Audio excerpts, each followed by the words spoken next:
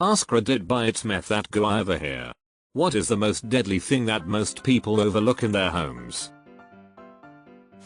Carbon monoxide. The amount of people I know with no CO detector.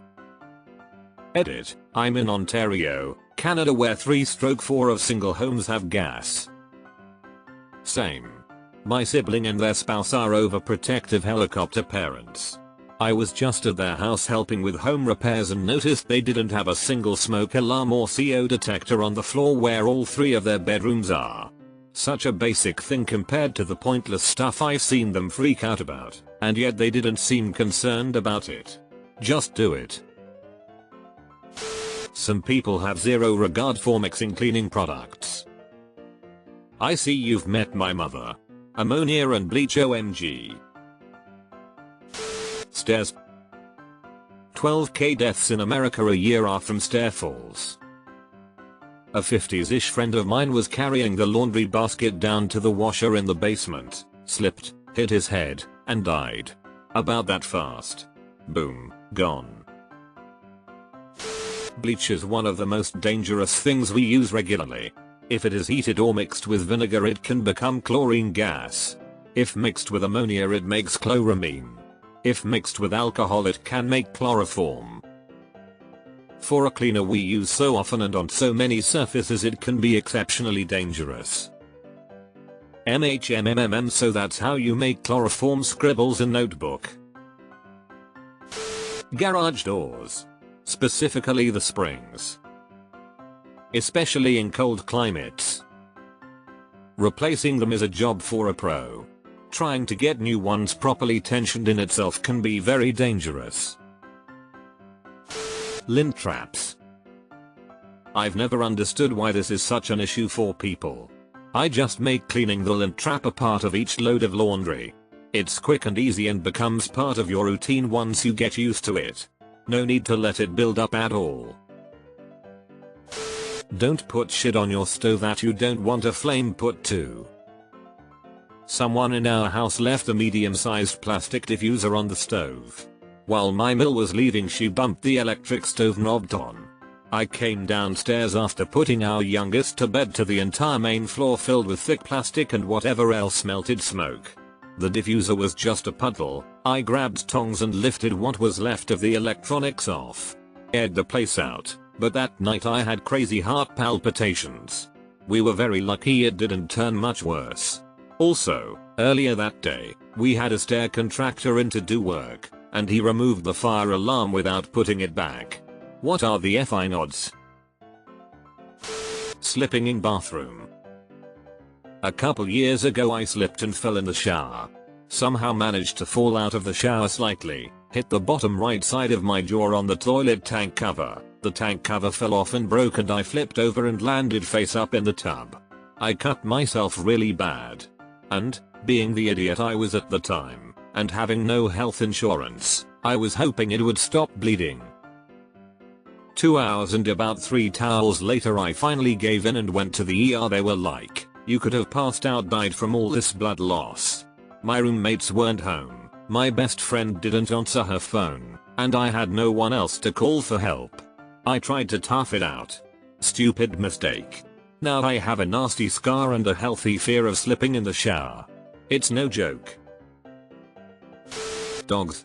We have 4, and the number of times I've tripped over them in the last week is shocking. Eventually I'm going to die from a fall-induced head injury. My mom just broke her arm recently because her Bernese Mountain Dog came barreling through to greet my stepdad at the door and didn't see her in time. Other people. I agree. I'm not the one that left the space heater plugged in downstairs, but I'm still in the house where it happened. The kitchen. Basically everything in the kitchen. Most home fires start in the kitchen. Stove, toaster, etc. Knives. Improperly handled food. Almost lost my house the other week because of the oven. My mom came home for lunch, put a stew in the oven at 250, then at some point while we were both out, the oven shorted out and started a fire. I came home at 4 PM to a house full of smoke. The crazy part is, all day, I wanted to be home. It's almost like some part of me was telling me to go home because if I didn't, I might not be laying in my bed right now. The oven contained the fire. We are so thankful for that. It was really scary. The smoke got in my lungs fast and it was so hard to breathe. I was coughing so hard. My dog was in the house too with the smoke for God knows how long. I got him out immediately after I got home. Turned off the oven. Called mom. Called 911. The day it happened was my mother's birthday. We call it birthday luck that our house didn't burn down. Dryland. If the line isn't cleared every once in a while then it can catch fire. Can confirm. This happened in my first apartment. Stairs. Even if you're young, healthy and able-bodied, stairs can royally fuck you up when you fall. I've heard countless stories of people being severely injured or dying because they fell and hit their head on something. Multi-story homes are more expensive to insure for this reason too. I live in a single-level home and I'll probably always own single-floor homes for that reason. We have a 2-story, but I insisted on a downstairs master bedroom. If I'm not feeling well or am really distracted, I don't have to use the stairs to go to bed. And when Hubs broke several ribs, same thing. Tylenol. It's incredibly easy to OD on it. And a particularly horrific death. Radon. This is a radon test kit. Please don't throw these out. Partner. I watch a lot of true crime and I feel like about 84% of relationships end when one partner kills the other. Cats. They will straight up trip you. And eat your face if you die. Car batteries exploding in the garage. I know 2 people that this happened to. One just lost his garage. It was detached, just 2 doors down from me. The other couple with attached garage lost their whole house and their 2 dogs. Why do they explode? Rugs. Trip hazard. Stairs in Ted Beneke from Breaking Bad. Maybe not completely deadly but old or sketchy wiring in old buildings. That stuff can easily start an electrical fire and if it's an old building it will catch fire fast and easily due to dry wood. I live in a house with 27 stair steps. It's a condo with 4 floors stacked on top of each other. At the very bottom is a concrete floor where the laundry room is. I have balance problems. I already know how I'll go out. Bungee cords with carabiners tied to railings.